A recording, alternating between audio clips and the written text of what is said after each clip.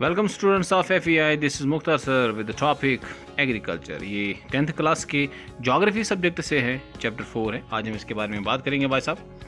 तो एग्रीकल्चर के बारे में जॉर्ज वाशिंगटन जो है बहुत एक अच्छा स्टेटमेंट दिया था। According to him, agriculture is the most helpful, most useful and the most noble employment of man. क्यों भाई साहब? क्योंकि इसी एग्रीकल्चर की वजह से बहुत साल पहले इंसान ने एक जगह पे रहना भाई साहब स्टार्ट किया था। उसके बाद डेवलपमेंट आप आज देख ही रहे हैं, तो कहाँ पहुँच गए इंसान, लेकिन एग्रीकल्चर ही की वजह से ये मुमकिन हो पाया है। तो जहाँ तक बात इंडियन एग्रीकल्चर की है, ये एक इम्पॉर्टेंट एग्रीकल्चर ये एक्टिविटी हिंदुस्तान में कंसिडर की जाती है, क्योंकि इसकी वजह से बहुत सारे लोग जो हैं इसके साथ जुड़े हुए हैं और इसी एग्रीकल्चर की वजह से वो जो है अपनी लाइवलीहुड हासिल करते हैं। और इसी एग्रीकल्चर की ही वजह से there are numerous industries who are directly depend on the raw materials produced in the agriculture sector. अगर हम पूरी दुनिया में देखें, जो है एग्रीकल्चर का एक अच्छा खासा नाम है पूरे वर्ल्ड में, क्योंकि इसकी वजह से इंसान की एग्जिस्टेंस बनी हुई है। हिंदुस्तान जो है सेकंड पे आता है पूरे वर्ल्ड में, चाइना के बाद, जहाँ तक बात क्रॉप आउटपुट की है। अगर हम पूरे वर्ल्ड की देखें तो अच्छा खासा पोर्शन दुनिया के अलग अलग कंट्रीज़ का जो है एग्रीकल्चर सेक्टर में आता है, लेकिन इंडिया का लगभग 1.4 मिलियन स्क्वायर किलोमीटर जो एरिया है वो कल्टीवेशन में आता है। And at least it is the sector in India agriculture which use employment at least 52.1% of the work force. यानी कि जितने भी मजदूर हैं हिंदुस्तान में जो काम करते हैं, उनमें से 52.1% सिर्फ एग्रीकल्चर सेक्टर में काम करते हैं। When you look at the type of farming, इसको हम जो है अलग अलग कैटेगराइज में बांधते हैं। There are mainly 3 types of farming: primitive substance farming, intensive substance farming and commercial farming. अलग अलग बात करेंगे ना भाई साहब, सबके बारे में ब्रॉडली समझने की कोशिश करते हैं। When you look at the primitive substance of farming, इसमें क्या है कि जो ज़मींदार है या जो फार्मर हैं, वो छोटे से स्मॉल पैचेस ऑफ लैंड पे अपने पुराने तरीके से जो है, पुराने टूल्स की मदद से जो है कल्टीवेशन ऑफ क्रॉप करता है। और नॉर्मली घर के ही जो है लोग इसमें इस्तेमाल किए जाते हैं और उन्हीं की वजह से वो कल्टीवेशन हो पाती है। कम्युनिटी लेबर जिसको हम कहा करते हैं। और ये मानसून रेन्स के ऊपर डिपेंडेंट होता है, नेचुरल फर्टिलिटी ऑफ लैंड के ऊपर डिपेंडेंट होता है, क्योंकि इसमें कोई इंसेक्टिसाइड्स, पेस्टिसाइड्स या फर्टिलाइजर्स का इस्तेमाल बिल्कुल नहीं किया जाता है। प्रिमिटिव सब्सिस्टेंस की ही जो है एक टाइप है जिसको हम बोलते हैं स्लैश एंड बर्न कल्टीवेशन, या जिसको हम शिफ्टिंग कल्टीवेशन का भी नाम देते हैं, वो भी इसी में आता है प्रिमिटिव सब्सटेंस फार्मिंग में। इसमें स्मॉल पैचेस जो होते हैं, छोटे छोटे पैचेस जो होते हैं फॉरेस्ट्स के, उनके अंदर पाए जाने वाले जो झाड़ियाँ वगैरह होती हैं, जो फॉरेस्ट कवर होता है, उसको काटा जाता है, उसको जलाया जाता है और उस पीस ऑफ लैंड को कुछ समय के लिए कल्टीवेशन में लाया जाता है। फिर जब इसकी नेचुरल फर्टिलिटी जब खत्म हो जाते, फिर इस पैच ऑफ लैंड को छोड़ के दूसरे पैच पे कल्टीवेशन की जाती है। तो इस टाइप ऑफ फार्मिंग को हम इसीलिए स्लैश एंड बर्न एग्रीकल्चर का नाम देते हैं, और ये शाबाश प्रिमिटिव सब्सटेंस फार्मिंग में ही आता है। अगर हम इस स्लैश एंड बर्न या शिफ्टिंग कल्टीवेशन को देखें, इसको अलग अलग दुनिया के हिस्सों में अलग अलग नामों से जाना जाता है।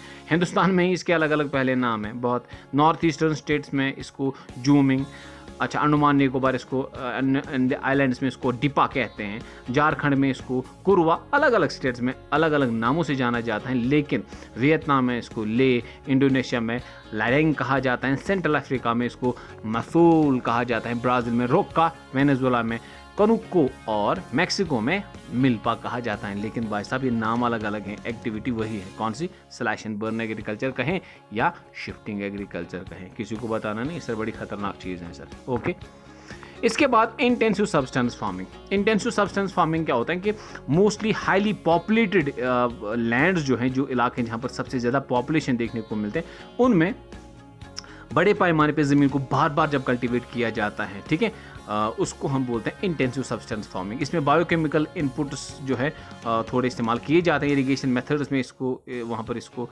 वो इम्प्रूवमेंट किया हुआ है उन्होंने, लेकिन बार बार ज़मीन का इस्तेमाल करके, थोड़े से बायोकेमिकल फर्टिलाइजर्स इस्तेमाल करके ज़मीन का बड़े पैमाने पर इस्तेमाल करना इंटेंसिव सब्सटेंस फार्मिंग कहा जाता है। लेकिन ये ज़्यादातर उन इलाकों में की जाती हैं जहाँ पर पॉपुलेशन का प्रेशर बहुत ही ज़्यादा है, ठीक है सर, और कोई ऑल्टरनेटिव लोगों के पास वहाँ पर अपनी जो है लाइवलीहुड का होड़ नहीं है। इस वजह से इसको ज़्यादा बार बार इस्तेमाल किया ज़्यादा हाई प्रोडक्शन हासिल करने के लिए ज़मीन को बहुत बुरी तरह से इस्तेमाल किया जाता है। यहाँ पर एक पॉइंट है आपके लिए कि हिंदुस्तान में जो है 12% दुनिया का लैंड पाया जाता है, फार्म लैंड पाया जाता है। यहाँ पर आप देख सकते हैं फोटोग्राफ में एग्रीकल्चर एक्टिविटी करते हुए। ठीक है भाई साहब, आगे चलते हैं। नेक्स्ट जो फार्मिंग है बहुत अच्छी है, आपको नाम से ही समझ आ जाएगा कि ये कौन सी टाइप ऑफ फार्मिंग है। कमर्शियल फार्मिंग, इसमें बड़े पैच ऑफ लैंड्स, बड़े बड़े जो ज़मीन के टुकड़े होते हैं उनको इस्तेमाल किया जाता है एग्रीकल्चरल एक्टिविटी में। लेकिन इसमें high yielding variety of seeds, chemical fertilisers, insecticides, pesticides, भाई साहब वो कौन सी चीज़ नहीं है प्रेजेंट डे वर्ल्ड में मॉडर्न टेक्नोलॉजी की वजह से जो हमारे पास आई हैं, जो कमर्शियल फार्मिंग में इस्तेमाल नहीं की जाते हैं। सब कुछ इस्तेमाल किया जाता है, दुनिया के बड़े बड़े इलाकों में इसका इस्तेमाल किया जाता है और इससे ज़बरदस्त प्रोडक्शन हासिल की जाते हैं। लेकिन एक पॉइंट आप याद रखेंगे कि कभी कभी क्या होता है कि एक क्रॉप एक जगह में कमर्शियल क्रॉप होगी और वही क्रॉप दूसरी जगह पे सब्सिस्टेंस क्रॉप होगी। मिसाल के तौर पर राइस जो है is a commercial crop on Punjab and Haryana. When we look at the two states, Punjab and Haryana, rice is a commercial crop over there. It is grown over there on a wide range of these lands with advanced technology and all that. But as far as the Orissa is concerned, same crop, rice is substance crop over there. वहाँ पर ये substance crop है, rice Orissa में substance crop है और पंजाब और हरियाणा में commercial crop. बात समझ में आई? इसको आप देख सकते हैं कि किस तरह से रीजन में वेरिएशंस होती हैं कल्टीवेशन के हवाले से, जिसकी वजह से क्रॉप्स के बनने में भी वहाँ पर या उनके नाम में भी हमें तब्दीली बतानी पड़ती है। इसके बाद प्लांटेशन है जिसको हम सिंगल क्रॉप फार्मिंग कहते हैं। इसमें हमारा जो है रबर आएगा, ठीक है, बैम्बू आएगा इसमें। इसके अलावा बहुत सारे और भी क्रॉप्स आते हैं जिनको हम सिंगल क्रॉप फार्मिंग कहते हैं। कॉफ़ी प्लांटेशन भी इसमें आ सकता है, टी कल्टीवेशन जो आसाम में की जाती है वो भी इसी में आता है। ये प्लांटेशन आप ऐसे समझ सकते हैं कि सिंगल क्रॉप इसको क्यों कहा जाता है, क्योंकि इसमें फसल जो है वो बार बार लगाने की ज़रूरत नहीं पड़ती है। आपने एक बार लगाई तो बहुत सालों तक उसका हम जो है फसल लेते रहते हैं और हमें हर साल उसको बदलने की ज़रूरत नहीं पड़ती है। लेकिन ये लेबर इंटेंसिव क्रॉप भी हैं। बहुत सारी इंडस्ट्रीज़ का ये रॉ मटेरियल भी प्रोवाइड करता है, चाहे वो आसाम के चाय के बागान हो, कॉफ़ी प्लांटेशंस ऑफ कर्नाटका हो या केरला वहाँ के बनाना प्लांटेशंस हो, ठीक है, साउदर्न पार्ट ऑफ इंडिया में रबर प्लांटेशन, केरला के बैम्बू जो नॉर्थ ईस्टर्न में पाए जाते हैं, ये सारे सिंगल क्रॉप फार्मिंग इनको कहा जाता है। लेकिन इसको हम प्लांटेशन का नाम देते हैं। आई बात समझ में? Okay sir. इसके बाद क्रॉपिंग पैटर्न, अगर हम सीजन्स की बात करें हिंदुस्तान का जो है नॉर्मली हमारे पास monsoonal type of season Hindustan में देखने को मिलता है, लेकिन there is a variation as far as the whole India is concerned in terms of the climatic condition. Broadly we have divided our cropping calendar into 3 these seasons: Rabi, Kharif and Zaid. These are the 3 major seasons of India. Let us see the difference between these things.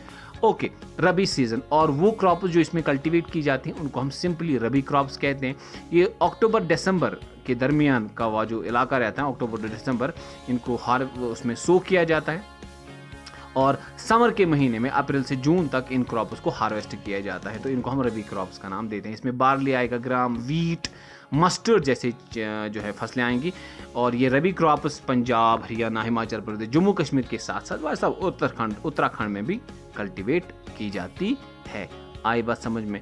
और इसके अलावा इनका अच्छा खासा role बनता है as far as the Indian economy is concern. यहाँ पर आप देख सकते हैं कि वीट, मस्टर्ड और पीस के जो है यहाँ पर इंपॉर्टेंट फिगर्स आपको दिखाए जाते हैं। तो याद रहेगा ना रबी क्रॉप्स किनको कहते हैं, माशाल्लाह। इसके बाद खरीफ क्रॉप्स, इनको जो है जो ही मॉनसून जो है स्टार्ट हो जाता है, ऑनसेट ऑफ मॉनसून में इनको लगाया जाता है और इनको सितंबर अक्टूबर के महीने में इन क्रॉप्स को हार्वेस्ट किया जाता है। बहुत सारे क्रॉप्स हैं सर, पेडी इसमें आएगा, मेज़, ज्वार, बाजरा, अरहर। और अरहर के बारे में बताऊं सर, यहाँ पर चलते चलते एक चीज़, जितने भी हमारे दालें हैं, हाँ, जो हमारे रहते हैं ना, ये दालें वगैरह रहते हैं, इनमें करेक्टरिस्टिक फीचर ऊपर वाले ने रखे हैं कि ये इंक्रीज़ करती हैं नाइट्रोजन कंसंट्रेशन हमारे किसमें, ज़मीन में। जितने भी हमारे पास ये दालें वगैरह रहती हैं, पल्सेस जिनको हम कहते हैं। लेकिन as far as arhar is concern, ये वो खाली एक दाल है जिससे ज़मीन में जो है कोई नाइट्रोजन कंसंट्रेशन इंक्रीज नहीं होते हैं। इसके अलावा जो हमारे खरीफ क्रॉप्स हैं वो मूंग, उर्द है, कॉटन, जूट है, हमारे पास ग्राउंड नट, सोयाबीन्स भी आते हैं।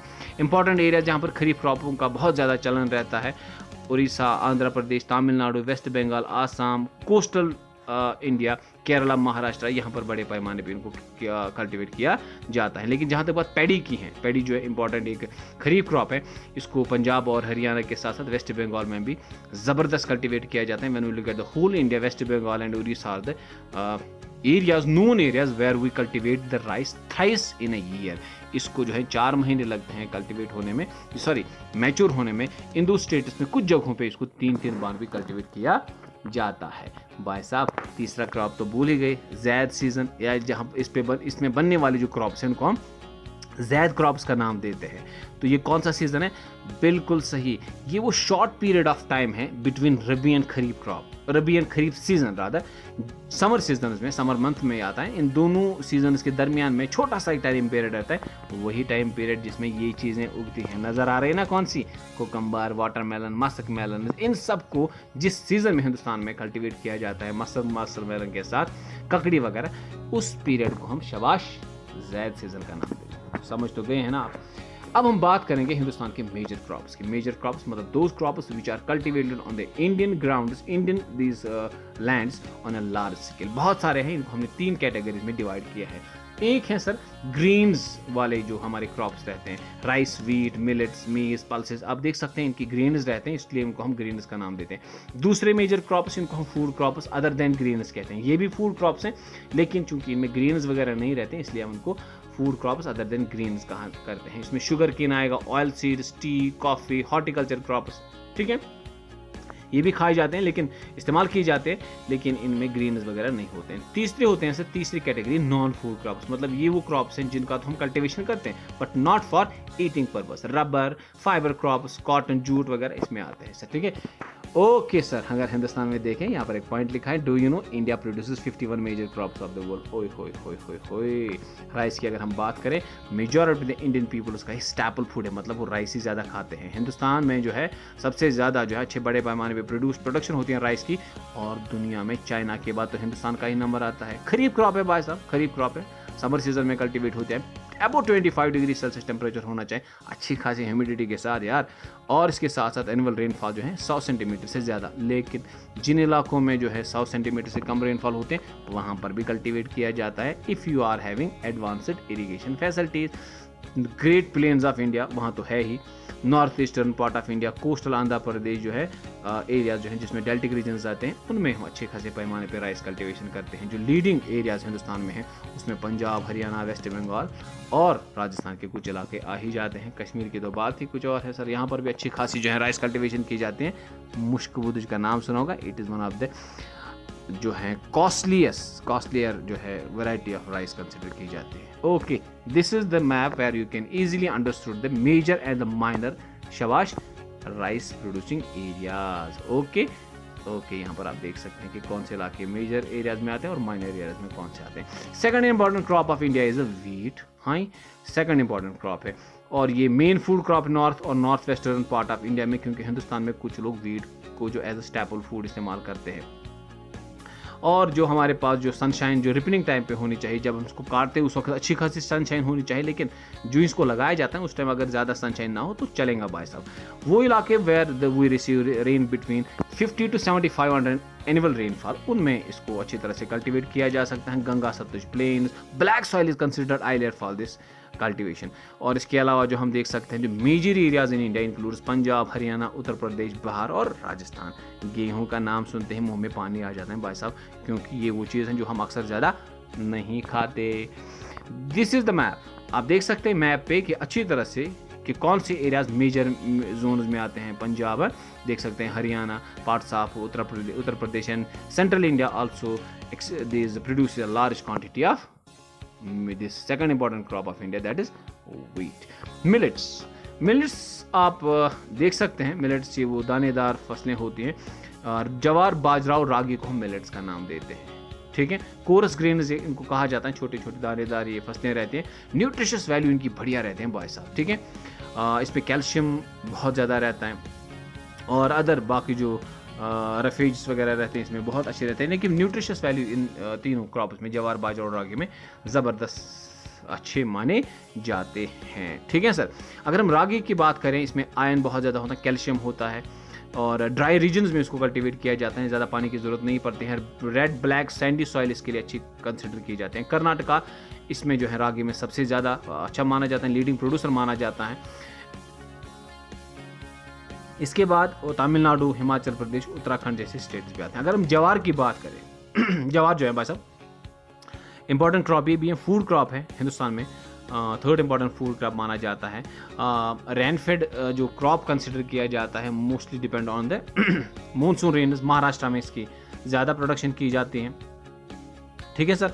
और कर्नाटक, आंध्र प्रदेश और मध्य प्रदेश में भी इसको अच्छी तरह से कल्टीवेट किया जाता है। जहाँ तक बात बाजरा की है, ये सैंडी सॉइल इसके लिए अच्छी मानी जाती है, लेकिन ब्लैक सॉइल में भी इसको अच्छी तरह से कल्टीवेट किया जा सकता है।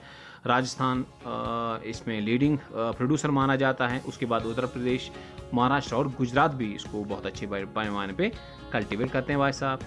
इसके बाद जो है वो मेज़, कॉर्न जिसको हम कहते हैं, ये both food and fodder crop का कल्टीवेट किया जाता है, यानी कि इंसानों के लिए भी और जानवरों के लिए भी इसको कल्टीवेट किया जाता है। खरीफ क्रॉप है भाई साहब, टेम्परेचर जो है वो 21-27 डिग्री सेल्सियस के बीच में रहना चाहिए। रबी क्रॉप है ये भाई साहब, और कुछ इलाकों में तो इसको खरीफ क्रॉप भी कल्टीवेट किया जाता है, लेकिन बिहार में इसको as a rabi crop cultivate किया जाता है। हिंदुस्तान में बड़े पैमाने पे high yielding variety of seeds, fertilizers और एडवांस्ड इरिगेशन की मदद से इसको कल्टीवेट किया जाता है। कर्नाटक, उत्तर प्रदेश, बिहार जैसे इंपॉर्टेंट एरियाज हैं जहां पर मेज़ को सबसे ज़्यादा कल्टीवेट किया जाता है। पल्सेस, होय होय होय, दालें, इसके बगैर जो है हमारी जो है कुजीन्स जो है वो, या हमारा जो खाना है वो तो अधूरा रहेगा। हिंदुस्तान में कहीं भी जाओ दालों का इस्तेमाल बहुत ज़्यादा किया जाता है, और प्रोटीन्स जैसे इंपॉर्टेंट चीज़ें या उसका सोर्स माना जाता है वेजिटेरियन डाइट में इसका। और अगर हम देखें हिंदुस्तान में जो मेजर पल्सेस हैं उसमें अरहर है, जिन्हें उर्द, मूंग, मसूर, पीज और ग्राम जैसे इंपॉर्टेंट पल्सेस मानी जाती हैं। At the same time these pulses are considered very important thing as far as restoring of natural soil fertility is concern. Nitrogen ज़्यादा डालता है, एयर से निकाल के ज़मीन में डाल देता है, लेकिन अरहर के बगैर, क्योंकि अरहर जो क्रॉप है उसमें उसकी वजह से कोई नाइट्रोजन इंक्रीज नहीं होता है, या वो रेस्टोरेशन ऑफ सॉइल फर्टिलिटी नहीं करता है नाइट्रोजन के हवाले से। मेजर एरियाज हिंदुस्तान में पल्सेस के हवाले से मध्य प्रदेश है, उत्तर प्रदेश और राजस्थान है। These are the 3 major important regions of India where we produce a large quantity rather of the pulses. Okay sir, now the sugar cane, गन्ना भाई साहब, नाम देख ओए होए होए नीचे देख सकते हैं आप, गन्ना चूसा कभी, बड़ा मजा आता है यहाँ सर। ये एक ट्रॉपिकल और सब ट्रॉपिकल, यानी कि हिंदुस्तान का जो ट्रॉपिक ऑफ कैंसर के ऊपर वाला रीजन है वहाँ पर भी कल्टीवेट किया जाता है, हिंदुस्तान के नीचे वाला, इस ट्रॉपिक ऑफ कैंसर के नीचे वाले हिंदुस्तान जिसको हम सब ट्रॉपिकल इंडिया कहते हैं, वहाँ पर भी इसको कल्टीवेट किया जाता है, क्योंकि इसके लिए जो टेम्परेचर है वो 21 to 27 डिग्री सेल्सियस के आसपास होना चाहिए, और रेनफॉल 75 to 100 सेंटीमीटर के आसपास होनी चाहिए। लेबर इंटेंसिव क्रॉप है, लार्जेस्ट प्रोड्यूसर माना जाता है हिंदुस्तान ब्राज़ील के बाद, यानी कि अच्छी खासी बड़े पैमाने पे हम पर गन्ना कल्टीवेट किया जाता है। इसमें हमें शुगर, जगेरी, खंडसरी, मोलेसिस, वो नाबद वगैरह जो है वो इससे हासिल किया जाता है, बनाया जाता है, बाई प्रोडक्ट्स इसे हासिल किए जाते हैं। उत्तर प्रदेश, महाराष्ट्र, कर्नाटक, तमिलनाडु इसके बहुत बड़े पैमाने पे जो है माने जाते हैं इलाके जहाँ पर इसको कल्टीवेट किया जाता है, लेकिन इसके साथ साथ नॉर्थ में पंजाब और हरियाणा में भी इसको कल्टीवेट बड़े पैमाने पे किया जाता है। एक और क्रॉप जो हमारे यहाँ पर है, जिसके बगैर हमारी जो ये गुफ्तगू है वो इनकम्प्लीट है, वो है चाय, टी जिसको हम बोलते हैं। 19th सेंचुरी में ब्रिटिशर्स ने बेसिकली यहाँ पर इसको इंट्रोड्यूस किया था, यानी कि 19th सेंचुरी से पहले हिंदुस्तान में टी कंज्यूम का चक्कर ही नहीं था, यानी कि यहाँ पर कोई चाय पीता ही नहीं था। भाई साहब याद रखना इंपॉर्टेंट चीज़ है, ठीक है। बेवरेज क्रॉप्स को कहा जाता है, ब्रिटिशर्स ने इंट्रोड्यूस किया था। ट्रॉपिकल और सब ट्रॉपिकल क्लाइमेटिक कंडीशन में इसको कल्टिवेट किया जाता है। डीप फर्टाइल सॉइल इसके लिए अच्छी मानी जाती है, ह्यूमस जिसमें अच्छा हो, ऑर्गेनिक मैटर जिसमें बढ़िया हो, वो सॉइल इसके लिए अच्छी मानी जाती है। इसके अलावा अगर हम देखते हैं चीप और स्किल्ड लेबर इसके लिए चाहिए। आपने देखा है ना भाई साहब, वो लोग जो इसमें वो पिकिंग ऑफ टेंडर लीव्स करते हैं। अब हमें लगता है कि वो बस ऐसे ही चूज़ करते हैं वो पत्तियाँ टी प्लांट से और उधर बास्केट्स में पीछे से जमा करते हैं, लेकिन ऐसा नहीं है। They are choosing the tender leaves, जमा पत्तियाँ वो जमा करते हैं। That is the reason I am saying we need cheap, सस्ते labour, at the same time they must be skilled also. उनको पता होना चाहिए कि कौन सी पत्ता जो है मैं वो काटना है, वहाँ से पत्ती काटनी है टी के प्लांट से, इसीलिए स्किल्ड लेबर्स की ज़रूरत पड़ती है। और to maintaining the quality of this crop, these teas are processed within the tea garden. इनको ज़्यादा दूर तक इनको हम ट्रांसपोर्ट नहीं कर सकते टी के पत्तियों को, क्योंकि उससे उसकी जो है क्वालिटी ख़राब हो जाती है। आसाम, दार्जिलिंग, ठीक है सर, वेस्ट बंगाल, तमिलनाडु, केरला जैसे स्टार्ट्स में इसको बड़े पैमाने पे कल्टीवेट और प्रोसेस किया जाता है। और हिंदुस्तान जो है leading exporter of T in the world भी माना जाता है। कॉफ़ी, ओए होए होए, मीठी मीठी कॉफ़ी का नाम सुनते ही मुंह में पानी आ जाता है। दुनिया का 4% जो है कॉफ़ी जो है वो हिंदुस्तान में कल्टीवेट किया जाता है। इसको बेसिकली यहाँ अरेबियंस ने लाया था, यमन से इसको लाया गया था, अरब्स ने सबसे पहले इसको लाया गया था, और बाबा बुदान हिल्स जो साउथ इंडिया में है, नीलगिरी में, वहाँ पर इसको कल्टीवेट किया गया था, और आज भी वही इलाका इसके लिए सबसे अच्छा माना जाता है और वहीं पर इसको कल्टीवेट भी किया जाता है। बाबा बुदान हिल्स याद रखना, वो आज भी इसके लिए बहुत माने जाते हैं। और सबसे पहले अरेबिया या अरब्स ने यहाँ पर इसको लाया था, यमन से इसको ला के यहाँ पर प्रोड्यूस किया गया था, और आज हम दुनिया का 4% कॉफ़ी जो है वो हिंदुस्तान में प्रोड्यूस करते हैं। तो आगे दूसरे वीडियो में हम बात करेंगे हॉर्टिकल्चर क्रॉप्स के हवाले से। तो अगले वीडियो तक के लिए इजाज़त दी भाई साहब, खुश रहें, सलामत रहे, कोविड से बचे भाई साहब, बाकी खुश रहे, खुदा हाफिज़, अस्सलाम वालेकुम।